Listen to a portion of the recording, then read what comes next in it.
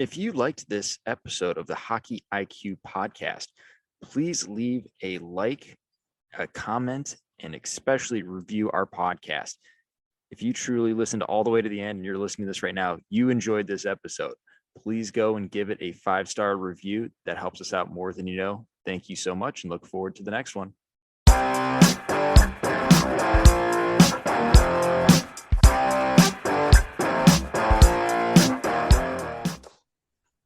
On the Hockey IQ podcast today, we bring on Jamieson McVicar. Super excited to have you on. You've been posting a lot of good stuff over on Twitter/X. So it's been nice to see a lot of good content on there zipping around. I feel like Kyle McLennan, myself, and you are all over it, which is awesome. Awesome. Welcome. Appreciate it. Thanks for having me, Greg. So we're both hockey coaches that love the great state of Ohio here. So you got your master's in coach education, I believe from Ohio University. Am I getting that correct? Spent two Yes, you years are. here. Yes, I did. So it's a random town in Southeast Ohio with nothing around it, no hockey scene, but the hockey program is fantastic. Play is really high level, and I feel like in the club scene, OU is always ranked in the top 10. Yeah, I mean, it was a unique opportunity and one that I honestly was not expecting. I had coached 2 years of high school hockey previous to that, and I was looking for something. Like I wanted to make the next steps in coaching. And all of a sudden in late August, I got a call from the head coach at the time. His name's Lionel Moran, and he's currently at Miami, Ohio University as an assistant coach. And he was looking for a graduate assistant to come down there and coach the hockey program. And I think that I've said a lot of yeses in my life and just like tried to do everything and tried to have my hand in everything. And that one was probably one of the best yeses I ever made in my life. I showed up in Southeast Ohio in Athens and walked into Bird Arena. And I mean, you could just tell that it was going to be a special place. And like you said, not a predominant hockey market, but the people there love it. The barn sold out every single night. And we were able to put a good product together and have some success being in the top 5 both the years that I was there. And honestly, like just the community that we had the opportunity to build in my time there was unbelievable. We saw so much growth in youth hockey, and yeah, it was a fun time in Southeast Ohio. I've had so many friends and kids have coached go through that program, and it's always amazing to see that barn whenever it is absolutely packed every game, like you said. So, love to dive straight into it. Let's go first just with the theoretical stuff. So, you're getting your education in coaching and coach education more specifically. Curious, what were some epiphanies that you had through your schooling and kind of diving into the theory of this versus maybe where you came from, which probably contradicted a lot of that? Yeah, no, it really is interesting and like I said, an unexpected opportunity for me to get my master's degree in coaching education. I probably would have never gone back to school, but it was a great experience. I got down there and all the thoughts and ideas that I had had in the past about how we could make players better and the player development space, um, I just didn't know like words for them. For example, I was using a long time, game transferable skill development. Well, I didn't know that I was using a constraints led approach when I was training players. Like I was just doing it because I knew it was game transferable. So then once I went to Ohio and I started to learn and pick up some of the theories, like layering our sessions and do some research on how we can really get the most out of player development. I then was able to you know, use words and use, the things that I've read and the studies that I've done to kind of support the training that I was doing. Um, Actually, the program is littered with a lot of soccer people, which was extremely interesting for me because I learned a lot about concepts of playing with possession and using the field. And I thought that there was a ton of great similarities between the game of soccer and hockey. And I previously didn't really understand that until I was around a bunch of people that coached and played soccer.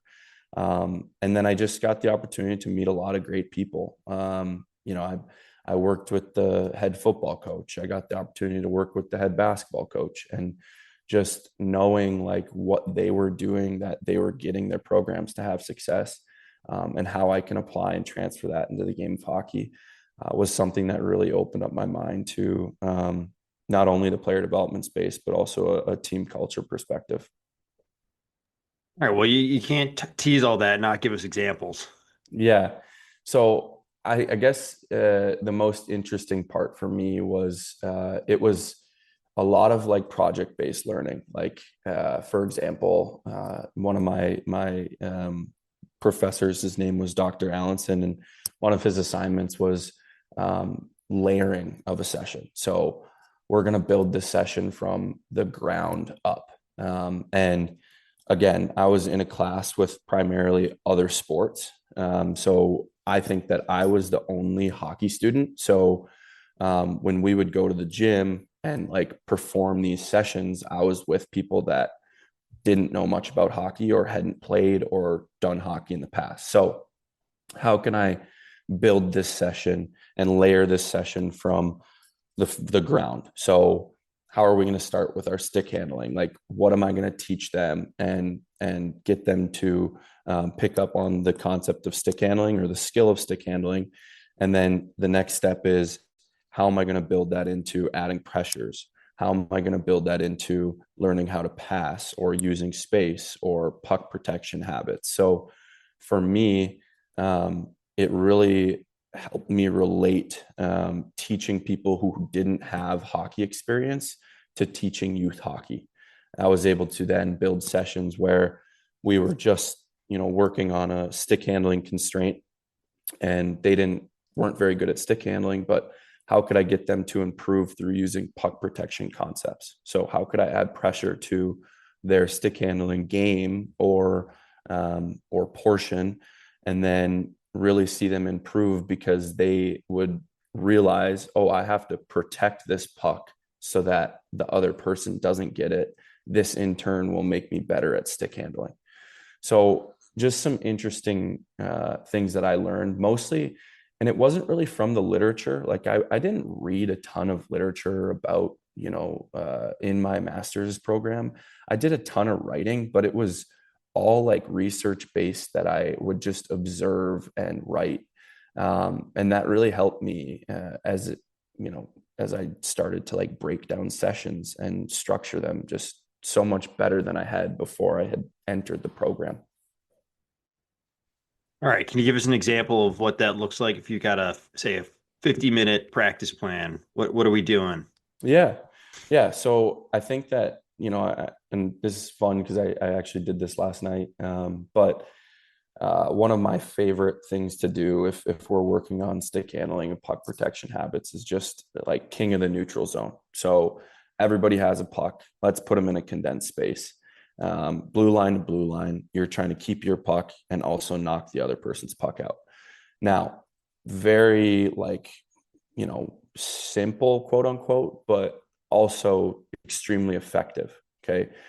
We are not only having our players protect their own puck, but they have to be aware of those around them and protect into space so that they're going to be safe from getting knocked out. So, and then on top of that, can we add constraints to it? Now, can we force them to only protect on their forehand? Yes, we could do that. Could we make them add some skating and puck protection habits, maybe with a mohawk or a hip swivel? Yes, we could do that. Could we require them to only keep the puck in their hip pocket? Yes, we could do that. So within that context, you can add some more constraints so that the players are really learning and picking up more habits. Now, as we move forward into that, okay, maybe we just get directly from that puck protection game or working on stick handling into a possession game. So for me, one of the possession games that I've been using a ton in the last few weeks, from youth all the way up to 18U AAA, is a game called Puck Tag. And I can't remember what YouTube video I was watching or what I was doing, but I saw somebody from Hockey Canada talking about puck tag, and I was really having a tough time understanding it. But then I watched, and now I've started to implement it. But it's 4 players on offense. You can go up to 5 if you'd like to, but I just start with 4 players on offense between 1 puck, and then there's 3 defenders. Those 3 defenders can only tag the player without the puck. So if you have the puck, you're safe. So what this does is starting to get players into a position where they're constantly moving and getting away from pressure without the puck. And then the player with the puck has a little bit more time and space to make decisions and to put players in a good position to get away from the pressure or the tagger. So as we continue to build, we're maybe get into that and then continue with some possession games. And then from there, I love to do 2-on-1s. I think that you can do 2-on-1s in so many different spaces. I think that it adds a value of decision making to their game rather than just, hey, go down here, stick handle through this cone, stick handle through that cone, and then shoot it. In my opinion, if I can get them in a 2-on-1 situation where they're going to have to stick handle, they're going to have to pass, they're going to have to read pressure, it's going to make them better. And then I know that you love these two. I love them as well, but small games. I mean, small games for probably 15 minutes to 20 minutes of a session, whether it be an in tight small game. Obviously, if we're working on some stick handling concepts, and that's kind of the theme of our program for the day, we're going to keep it a little bit tighter. So, maybe 2 nets with on the goal line with a line of possession where we can make exchanges, and really just start to see them build the habits that they started in the early portion of the session, and have some success and fun towards the end with some small games added. I say screw it. We should just start with the small game. Get kids excited to get out there. Right. So Like yeah, it. it's nice with like, how do you build up a session? You want to work on something, Mm-hmm. or do it across multiple practices, knowing like, hey, I want to work on 1-timers, but we're going to start with simple. Just drop to your drop your weak knee, so you get more power. You're dropping your body weight. Get used to that. And then it's okay. We're going to start from up top. Okay, now we're doing it from the goal line. Now we're going to catch and shoot, 2-touch it, and just build it from there. But I think it also falls then on the coach to ensure that it's the right pacing for the players. Like there's times where coaches go a little too far. They had too much complexity too early. The kids quite aren't ready for it. So I think it's super important to observe as the coach to figure out, when are we ready to make that move up and down? And maybe one player is well beyond it. So how can you give those like micro challenges? Okay, you already know this. So how do we do this? Add this little element, roll that. Okay, what's another way you can try this? And, everyone wants to let the game be the teacher, but the teacher is still the teacher. Mm-hmm. So how do we find ways to be a positive influence on it, where we're setting up a great environment that is going to take care of a lot of these things, but then also free ourselves to observe Mm-hmm. and stepping in or adding challenges, making it easier for a player to properly teach and coach. Right. And that's 100% right. I think that one thing that I learned in those 2 years, which was an extremely valuable experience, was I was going from working with college hockey players in the morning to then going to a classroom full of people that had no experience in hockey. And then in the evenings, I would help with the Athens Youth Hockey Association. So I was, doing drills, adding high level constraints, playing hard small games with college hockey players in the morning. And then in the evening, I would have to like kind of break that compound down a little bit. Like maybe they don't have the skill yet to take a 1-timer. So how can I get them in a situation where they're going to have a higher success rate, but then also challenge them, like also make it the same, amount of challenge that these college players are feeling. Like I want those youth players to still feel that same amount of challenge, but I want them to have a little bit of a higher success rate so they start to build some confidence. So yeah, I totally agree with you. I think that we're in charge of, meeting the level where they're at, like giving them enough challenge, but also enough success so that they're making some good progress. And you can't just like take, for example, like other people's sessions. Like, for example, Michigan, I'm sure they're running great practices. Like, I'm sure that their practices are awesome. Like, I can tell by the way that they play that their practices are awesome. Okay. But I can't go in their coach's room, take their practice plan, go up the road to a 12U practice and initiate the same exact thing, because I just don't think that they're going to get the same exact results. You have to tweak it. Maybe you have to, quote unquote, dumb it down a tiny bit just so that you can meet them where they're at. That's our responsibility as coaches to do that. And I think in those 2 years that I was there, it was a great experience for me to learn that. I think you're two elements there. One is finding the correct success rate. I always try to aim for 60 to 80% success with the players, getting those reads to where they're about 60, 80%. That's game realistic. 100% is too easy. Anything less than that, it's a little too hard, kind of gets discouraging. Finding that 60 to 80% success, then that's kind of showing like, okay, we're ready to move on to the next challenge. Or you start at 60 and you're like, okay, they're getting it. Maybe we do it one more time. Okay, we're getting up to 80. Now we need to make the next layer be added on to whatever we're doing.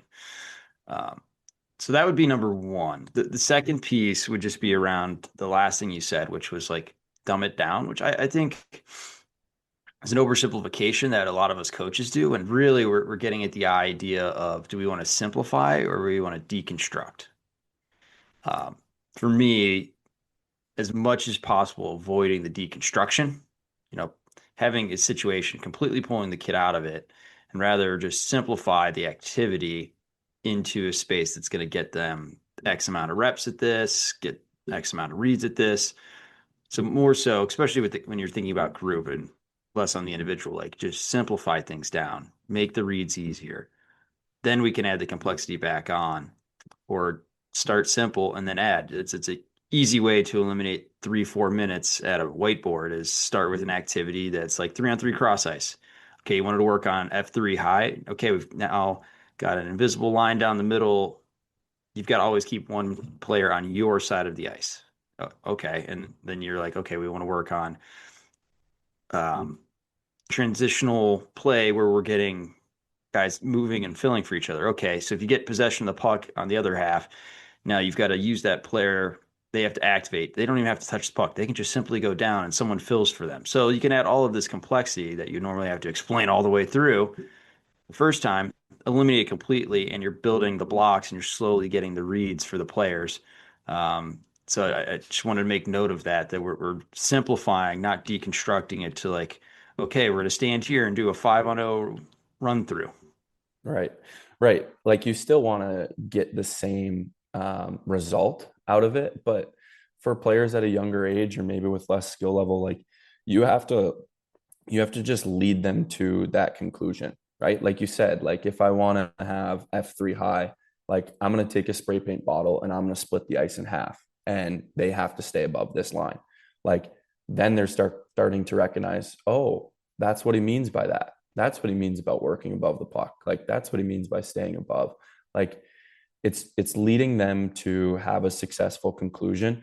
And I think that's really important to make sure your sessions are getting success, high success rate, like you said, in the 60 to 80%, but also challenging them to, add some layers to their game that they didn't necessarily know that they had or know that they had the ability to do. So yeah, that's great. All right. So we've kind of teetered on this a little bit, constraints-led approach, ecological dynamics in training and how we do that.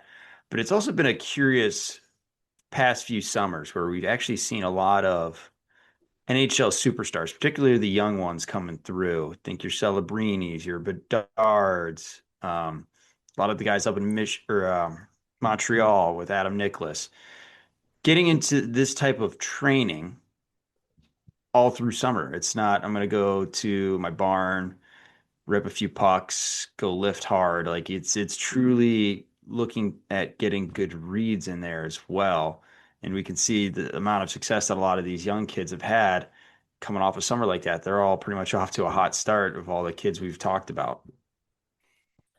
Agreed. And I think that it's funny because in the past, like when you think of old school hockey or whatever, and you go on podcasts and you listen to older players talk about like when they just showed up to training camp, how some of them, that was like their first week of skating. It's completely changed. Like this is these players' lives now, and it was before, but now it's just at a increasing rate.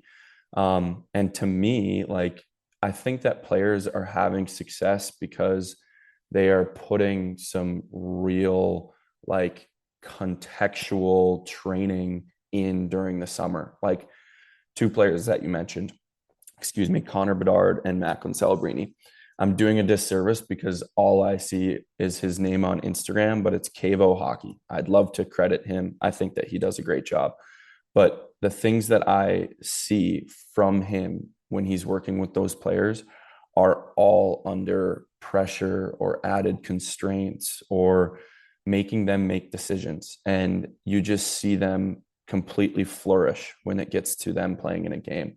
Now, the other thing that I think is really important and something that I've seen in those sessions on Instagram in particular is like Connor Bedard and Macklin Celebrini playing small area games in the summer. Like I know that so many people just think that, oh, well, I don't have to compete during the summer. I just want to get some touches in.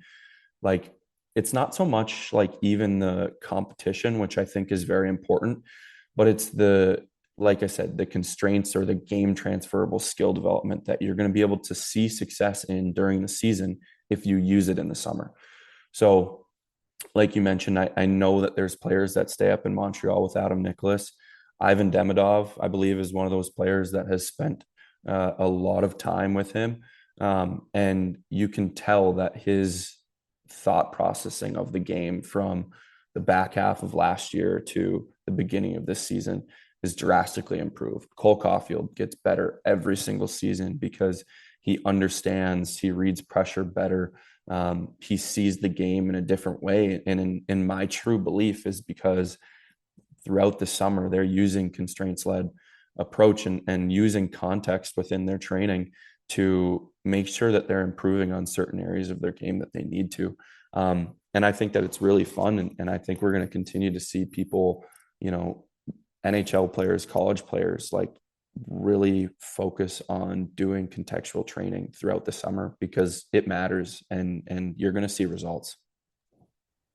Goalies have led the way, I feel like, in this with reading and reacting, right? Like they're constantly having to react to their environment. It's not just about a coach shooting 17,000 times in a row at the glove hand, letting them know that the glove hand's coming. It's okay. How do you think about the shot shot selection, save selection, go about this? It's nice to see the cat and mouse and the players and the skaters catching up. And it's normally driven by the new generation, right? And I think it's really cool to see this generation coming up with it. And then Celebrini in particular, like his dad is a performance coach. I think he's still with the Golden State Warriors. Like he knows all of these things, and he's been able to put his son in a great environment for so long. It's pretty awesome to see. Curious from your perspective, you've obviously been able to study a bunch of these coaches and coach styles. Um, Montreal is obviously the furthest advanced in this. Another one that would be maybe similar would be Carolina. I think they're pretty good at what they do, and they're sinking in these departments where it's almost one and the same. Nicholas is an official assistant coach this year. He's traveling with the team. You got Peter Harold in Carolina doing similar stuff where it's all one vision, all one buy-in, even though we've got multiple roles and more people in the kitchen than ever. Curious from your perspective with Sioux Falls Power, like how do we best organize all this together so it's a seamless development plan and it's not, well, we're doing this, and it's very clunky and all the pieces fitting together. Yeah. Well, I'll just take off by saying that we have a really good owner named Noel Needham, who owns Legend Hockey, which is a player development and skill acquisition company that's located here in Sioux Falls. Everything that they do is a constraints-led approach. Throughout the summers, in the past, actually, Adam Nicholas has been down here to work with some of the players Guys like Matt Deschamps, Brandon Naurato, David Carl, a bunch of people who believe in contextual based training have been down here and worked with players and worked with Noel to kind of form what we believe is the best player development program in the country. For me, our sessions look a little bit different than they would at, in my opinion, anywhere else. I think that there's some programs that are starting to pick up on it and starting to pick up on doing it. But we train a ton with context. Like, we train concepts. We don't train a ton of structure. We're not working on our forecheck every single day. We're not working on our puck retrievals and our, defensive zone every single day. We're putting them in situations where they're going to feel the context of and the constraints that you'll see in a D zone situation or a forechecking situation, but we're tweaking it so that it involves more decision making for the players, and it puts the onus on the person that's in the drill to make the correct decision and to make the correct read and have success. So, for example, like if we're trying to work on our defensive zone concepts, okay, we're going to make sure that it looks like a small game, or it looks like something that's not just like 5-on-5, drop the puck and let's go. Like, maybe we'll add a late entry from the offensive team. We'll add somebody late to join. We'll add a defense that has to, go from the corner back to the net front, or, every single time that the team shoots it, the offensive team shoots it and they miss the net, they have to tag a wall and then get back involved in the play. So just adding a ton of different elements and constraints to their learning here is something that I think that we do differently, and it's unique for our program. And I think that we get the most out of the players by making them do things, but not like, putting a restrictor on them. And so that's been fun for me to be a part of. And I think that, Legend Hockey and Noel and the Sioux Falls Power program have started to form a really good player development base for once players enter at 14 to all the way up to 18. And we're able to move players on at a pretty successful rate. So that's exciting for us. Yeah, no one ever talks about Noelle. She's just up there doing great work constantly, and so well connected, and she's just so wonderful. So shout out to her. We'll have to get her on at some point.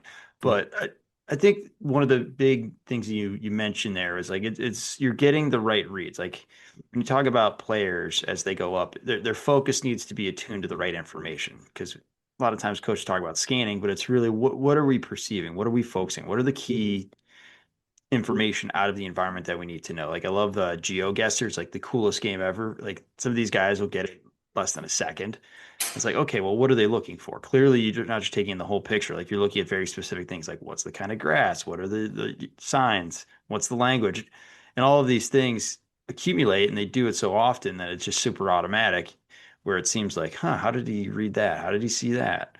And realistically, it's just building up of that key focus. And the key is putting the onus on the players, giving them the high standards, the high support, but letting them have that self-determination, the ability to be creative, try things, rather than creating these stagnant players where it's just up and down the ice, stay in your lane, bubble hockey almost. Because I have that. And with like high school, for example, I've got freshmen that come in, they've only played house hockey. They've had good environments, I would say, just based on the program they do here, but maybe not the greatest of coaching. Like, the coaches just don't have that much education background.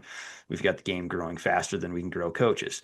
So a lot of times it's like they don't even have the ability to do self-organization as a group because they don't know anything. So it's like, okay, we got to put that in there, but then as soon as we can, give them the information and put the onus on them. Like, hey, you guys already know this, like, work together to figure it out. Like, I've already told, maybe you forgot, but your friend's got a piece of it, and you guys can piece this together and figure it out, and just build up the players, one, ownership of their own life, ownership of their own game, and all of the benefits that go beyond the immediate. And sometimes you need to let them sit in that struggle. Like you don't want to steal the struggle from them because that's where all the good learning is. I mean, think about your own life. Whenever you've struggled or had failure, that is some of the absolute best learning opportunities. Uh, to which I'll add for coaches, like if you get your team to also be like, oh, why did we have success? You're on the right track because there's things we need to continue to do to have success. Or did we get lucky? And if you're like, yeah, we won, but we got lucky, or like we Right. lost, but we deserve to win, that's life, that's hockey. And just starting to get that proper evaluation, that proper self-assessment, the ability to self-organize and self-assess. Those are two underpinnings when you take this rabbit hole all the way down that you need to instill. And these are some great ways to instill those. And Greg, I think that you make a great point is like have them recognize like how we had success. And if you see a successful thing that you are really looking to get out of it, like stop it, like tell them and let them know like, hey, that was awesome. Like you guys just solved that. I didn't like lead you to that conclusion, but you guys led yourself to that conclusion and you see how much success it can create. Like, for example, I was playing puck tag the other day. And like I said, it's that 4-on-3 where you can't be tagged if you had the puck. And I stopped it midway through and I'm like, hey guys, like, do you see how much rotation off the puck you guys are making just because you're moving so hard to get away from pressure? And do you see how if we just put a goalie in the net and said that this was a 4-on-3 power play, how many scoring chances do you think that you would have had? And they were like, I don't know, probably 10. I'm like, okay, so you see the offense that you're generating because I've put you in a situation where you have to move like with purpose off the puck and find better space. So now as we go into our 4-on-3 power play, I want to see that same thing. Just show me it. Like just show me what that would look like if you guys rotated that much and let's try it. And then they start to like pick up those little compounds every single day. When you just tell them that they had success, they're like, oh yeah, that is right. We did have success there. Like, and they'll start to challenge themselves because they want to hear that feedback. They want you to tell them that they, did something correct and they led themselves to that conclusion.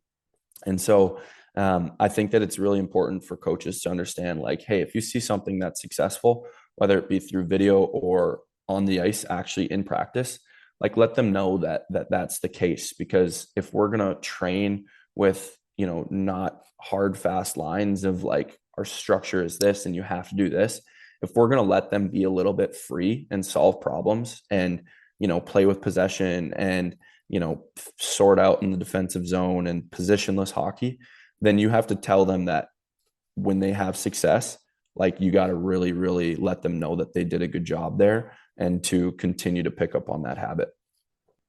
I like the stopping and pointing things out. I'll take it even a step further with like pointing out why we're having success. Do you notice this? But also the idea of stopping a practice, like example of I was having kids just simply put pucks in their feet, kick it back to their stick, like switch skates each time. Well, I noticed one kid, I call it the Lemieux kick because he used to do it back in the early 90s all the time, late 80s, where you put the puck in your feet, instead of going directly to your stick, you go sideways. So it's like kick back to the side, grab it with the stick and pull it back up. So blow the whistle, bring them all in. Hey, do what you just did with the kick to the side. Like that was really cool. That kid feels great. We're going to try something else. Okay, so everyone else tries this. And now we're expanding our horizons a little bit of what's possible with puck positioning, for example, in that one. But like pointing out and picking out the cool stuff and having them think and have them expand their horizons is really great. And the second piece that you mentioned was players like running away from pressure. Like my entire practice plan yesterday was actually the opposite. I wanted kids running into pressure, like initiate the contact. One, from a physical safety, but two, you're starting to put defenders off balance. You're putting them in challenging spots where help is needing to come, and now you can play make. And just finding that nuance in those situations where you can teach that and coach that into them of like, oh, you notice the difference here when you do this versus that. Okay, what was that? Yeah, okay, let's go. So just finding that situation of it maybe seems counterintuitive, especially the small kids that they don't want to get their hands dirty much. but seeing some of the benefits of not always running away and almost killing all of their space, all of their options where they run into the boards, they got nothing left, but finding ways as well and pointing out like, okay, we want to actually initiate. We want to be the initiators. We want to be assertive. Or at least in my area, like that's a huge problem is like the ones that are assertive have a huge advantage despite everything else compared to those that kind of wait for it. And how do we get them into that? So just having those conversations as well and getting them thinking. Because the brain that does the thinking is the one that does the learning. So how do we get them thinking and noticing and picking up on these details? So for me and my team, I want us going into pressure more often and really threatening and challenging without exposing the puck. So finding ways to threaten the D creates breakdowns, it creates offense, it creates the playmaking opportunities. Right. And I think that there's a time and a place for both, right? So let's build it like let's help them learn to play inside pressure and force them to not force, but encourage them to get inside pressure and then alleviate pressure. So like let's play on the inside and then let's find soft ice where there's maybe a missing coverage. So like, for example, in the puck tag game, like we're really just because we're going to get tagged if we go into pressure, like we're really looking for them to escape from space. But I encourage the puck carrier to, skate into middle ice, like invite pressure and then dish it off to somebody who is being chased. So I think that at a youth level, it is so important to teach players and help them understand like, hey, it's okay to be, play inside pressure. It's okay to be there because once that puck rotates, I promise that pressure is going to rotate with the puck because everybody's watching the puck, especially at the youth level. So stay with your guy, maybe try to open up some space for yourself within that pressure. And then as soon as the puck rotates, I promise you're going to be able to rotate into an area where you're going to have some space, but just wait and stay inside the area where it's dangerous and scoring area before you give it up. And I think it's important for youth players to learn that. Next thing I kind of want to run into is just like that coaching evolution. I'm currently mentoring a young coach, and it's been an interesting experience this first year working with him, but almost like trying to do it as fast as humanly possible.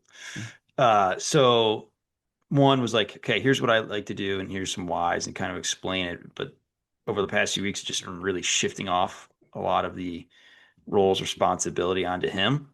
And one of the things I noticed was like these epiphanies. I've been talking like, here's what I'm doing, here's why, and like here's why I think it's better. So he gets in the hang of that, and then it's like figuring out, okay, what is this person in front of me needing help with? Like for him, I think he adds a little too much complexity too fast.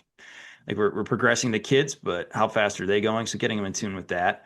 And a big one that I find with a lot of young coaches is just finding that level of presence. Not where you're like, I'm the one in charge, do it exactly how I have it, but just making sure that to getting the attention, like drawing the attention to you, blow the whistle, make some noise, throw the stick up, being loud. That would be a common one. And then the second piece would be around just checking for understanding. The easiest thing ever is the check the box. Does that make sense? Any questions? Well, the questions suck. Very rarely actually gonna get much out of that, especially as we're going like right into pre-puberty where they're starting to get a little soft on us on like, do I want to ask the stupid question? Starting to care more about the social dynamics, and finding better ways to check for understanding. So those are like the two big ones recently. And then also just from a practice design, like how do we keep them moving rather in line? So I'm curious, you've seen a lot of coaches. You're in a great program as you're bringing and developing those coaches because this isn't something that we've had for decades where everyone does it. What does that look like from a development, an evolution? Maybe what are some things you can share with us that could help a lot of the listeners become better coaches, better parents, better players? Yeah, I think that this is a great question and a good topic of conversation for me because I had, one of the best mentors that I could have ever imagined in Leo Moran. And for me, when I showed up on campus in Athens, like I lied on my resume. I was probably underqualified, but I understood that like, hey, if I get this opportunity, like I'm going to find a way to make it work. I'm just going to be around everything, absorb everything, and then just find a way to make it work. It's also worth noting that at the time, I was the same age as some of the players. So that was an interesting dynamic for me too, to figure out how I can communicate with the players and that they trust me and listen to me and understand that what I'm telling them is valuable. But I think that the biggest thing for me in that experience was Leo could have easily just made me a fly on the wall and said, hey, you just watch, you just learn. I'll do everything. And I just want you to pick up as much as you can. But he didn't do that. He immediately threw me in the fire. He said, you're going to run video sessions. You're going to run, tactical meetings. You're going to run our player development space.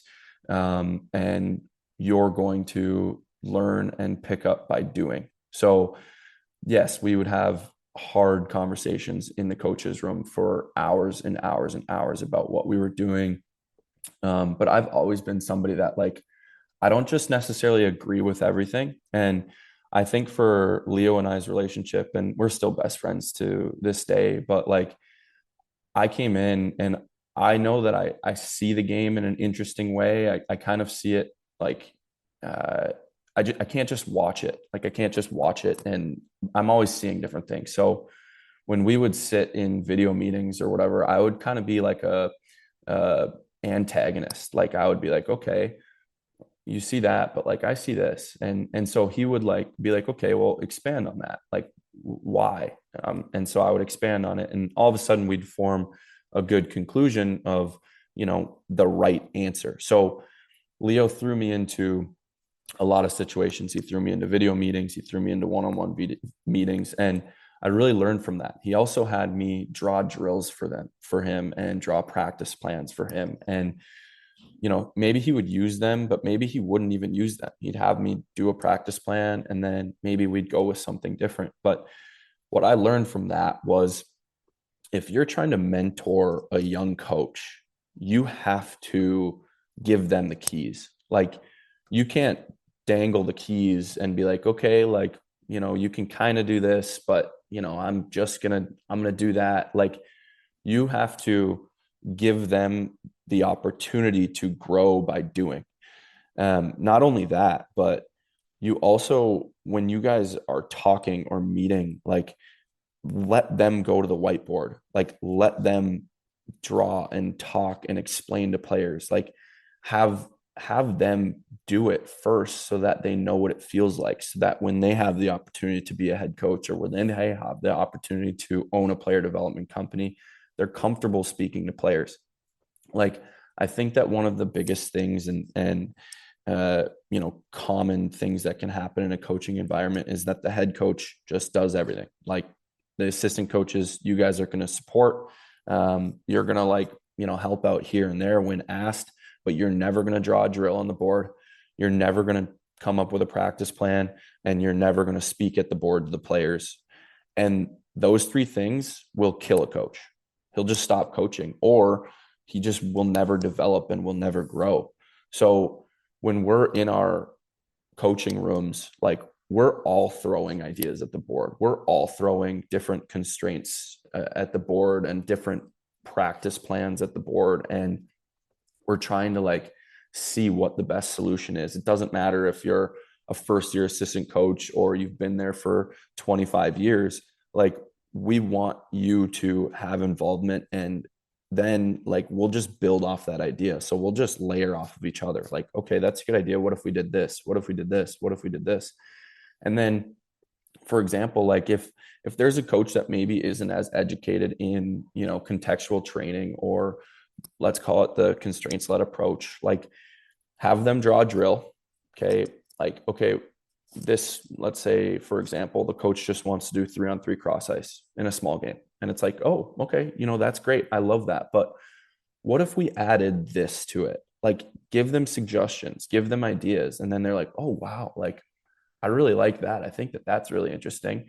I think it's important to allow them to come up with something and then just build off of it. Just help them, lead them to making it a more successful practice plan. And so in mentorship and in teaching coaches I think that we need to do a better job of allowing them to try things, allowing them to have a voice, and then working with them to improve that voice. And that's super important and was important for my development. So I always preach just having the opportunity to be involved and not just be a fly on the wall. Yeah, and let the failure happen. Like you can kind of see the train wreck coming, but let them sit in that. Like I love to do similar for coaches, but I'll just use this as a coach to player thing. Like came across a team that was terrible at passing. Like everyone was still in the mites. Let's everyone go one on one. Well, there's no playmaking. Guys weren't going to spaces because they weren't going to get a puck anyway. So it's like, okay, well, let's make this a very emotional, visceral experience. So it was 3-on-3 cross ice, but you couldn't pass to your teammates. Well, that failure is going to stick with you. So when we bring you in and we talk about it, it's very real. Similar to when you're doing, I call it the one up, one down. Like, what was one good thing? Start with that because everyone wants to go to the terrible thing they screwed up, and then go to the one thing they screwed up and have that conversation around, okay, well, what are some other ideas? And as little as we can talk, the better, especially the older the person, because they've got more life experience to draw from. They just need to kind of piece things together in their brain rather than getting that new piece delivered to them. So just like having that little bit of failure, letting it happen, and then talking about it after the fact, as long as we're not throwing anyone off the cliff or into a big wave, we'll be all right. Yeah, and I think that it was important for my coaching development to fail a ton, like try things and be like, whoa, that did not work. How can I tweak it? How can I? And in the player development space, like I started with a group of 20 players when I started my company, and like those 20 players probably tried some things that were like so unique and out of bounds that just didn't necessarily work, or the small game didn't tick how I wanted it to, but they trusted that I was going to make it better. I was going to improve on what we were doing. And then the same thing when I stepped into coaching college hockey at 23, I was like, okay, these players, some of them 24, 25, because they had grad years or they started late. And it was like, how do I communicate with the players? How do I, let them know that I'm knowledgeable? Well, it took a lot of like them turning around and laughing at me and not really respecting what I was saying for me to finally be like, okay, this is the correct way to frame it. This is the correct way to make sure that it sticks. And it was a lot of like, I could tell that some of the seniors were just like, okay, this guy's just like around, probably until about, I don't know, 2 months into the season, where I finally like was really upset about something and let the group know that I was really upset about something. And they're like, oh, okay, whoa, this guy means business. Like he's really serious about being here. And I was really serious about being there. And so then after that point, the players were like, okay, I'm going to actually ask this guy to do some one-on-one video meetings. I'm going to actually, ask this guy to do some certain things for me in player development. So it was like showing them that I had knowledge and I learned from my failed experiences, and then getting them to, buy in and trust to what I'm doing. And so, yeah, I think that for coaches too, like let them run a practice, just observe and see if they can, counteract failure, see if they can come up with a better solution after, and ask them questions, observe their session afterwards, be like, hey, what do you think of this drill? Lead them to the answer that you're looking for. And it's just going to be a healthier, more inviting environment for young coaches to continue to learn in this thing. Yeah, I would say like give them the pillars to run off of. Like, here's what we're looking to do. We're not looking not to sit in line. We want people always involved. We want, game realism, all that kind of stuff, and then let them have at it and tweak the practice plan maybe a little bit of like, yeah, I'm not sure. What do you about this? What about that? And make it a collaborative thing. And then the last thing I want to talk about, and then we'll wrap this up because we can go on for more on talking about how do we get better as a coach. As a practitioner, how do we help develop the skill? Like you want a player to have a harder shot. A lot of coaches will be like, okay, well, don't lean back. It's like saying, hey, don't think of an elephant. Well, the first thing you think of is the elephant. So now I kind of want to lean back. Rather than like, okay, what should we be doing? What should the feeling be? So like for me, it's like, okay, we want to have your chest over the puck. Well, naturally that's going to get you in a better body position to take a proper shot and use the technology of the stick that we now have rather than the don't do this. Okay, well, let's actually tell them what they need to be doing, what they need to be feeling is where I would say more importantly, like, what does it need to feel like? Well, if you get your chest over your puck, you'll feel what that looks like when you finally watch back on video or you're watching your teammates and what a proper technique actually is without having to be like, put your hands here, do that. And then you're getting their thoughts in the wrong spot. Again, back to that, where do we put their focus? In this case, so wanted to point that one out of the thing that a lot of coaches will do is don't do this rather than do this. And do this is much better, and showing what you're actually looking for, create that clarity, and similar to the assistant coaches, giving them those clear expectations and areas of responsibility to run with. Mm-hmm. Yeah, I think that it's an interesting question, like, and point. Like, I don't like to use "don't do this," "stop doing this." Like, I'd prefer to encourage our players to try something different. I'd encourage our players to, look a little bit different when we are trying to play in the offensive zone. So I think that going back to your original question, like, how do I make players better at individual skill? Well, first of all, I think that it's a ton of repetition and failure. Like, I think that there has to be a certain sample size to observe and figure out what they're bad at. So if we're working on rim pickups, like, and for example, let's just say that this is a small group session, maybe 3 to 4 players. If we're working on rim pickups, I have to see at least, I don't know, 20 plus reps first before I can make an actual observation of what they're struggling on and what they need to improve on.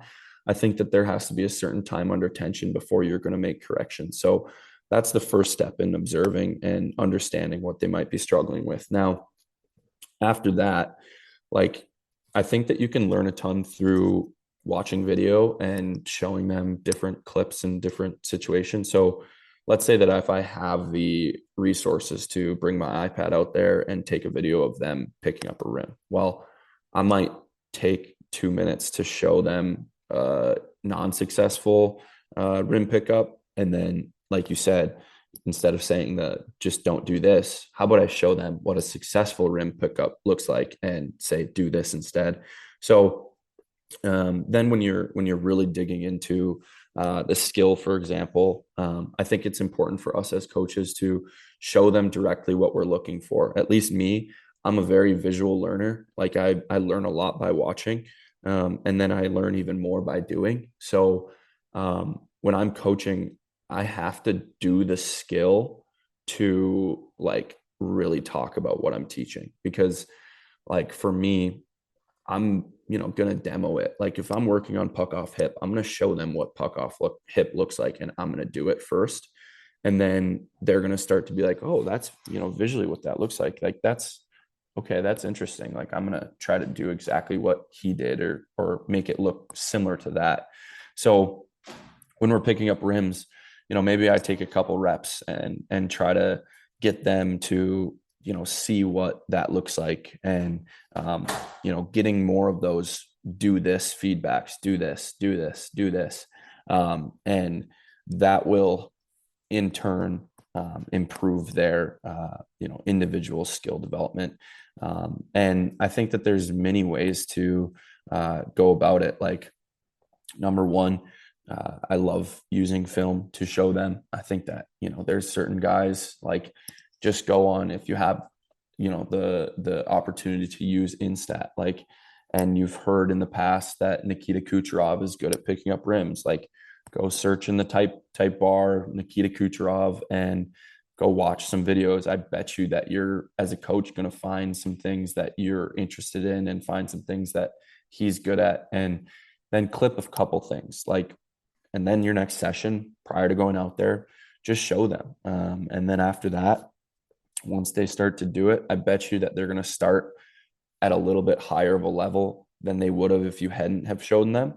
And then let them fail first. Like, let them fail first. I think that stopping a drill, and this is a big lesson I learned from Leo as well, like, stopping a drill with just like 2 or 3 reps in, like, you're really doing nothing. Like there has to be some consistency of failure. So let them fail a few times and then watch it.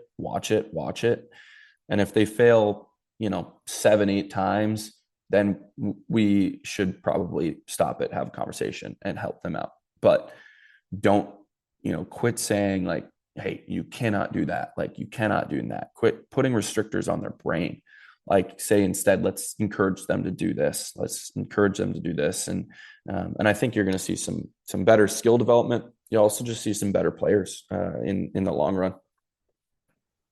Let's can't do this and more incentives to do something else. Mm-hmm. It's a perfect way to end this because I think we can all test around and try out with that.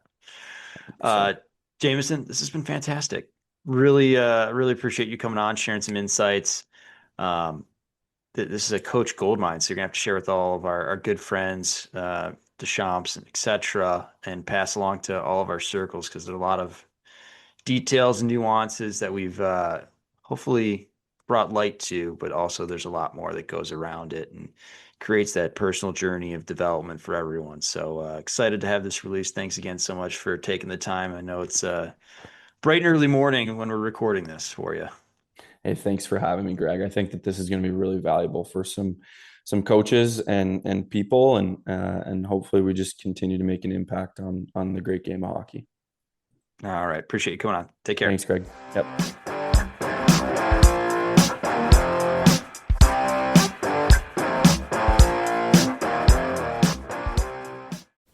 That concludes this week's episode. Thanks for joining us here at Hockey IQ. If you haven't already, take a quick moment to hit that subscribe button, give us a thumbs up, and drop a review. If you want to be a great teammate, even recommend us to a friend. You can follow us at Hockey's Arsenal on Twitter and Instagram.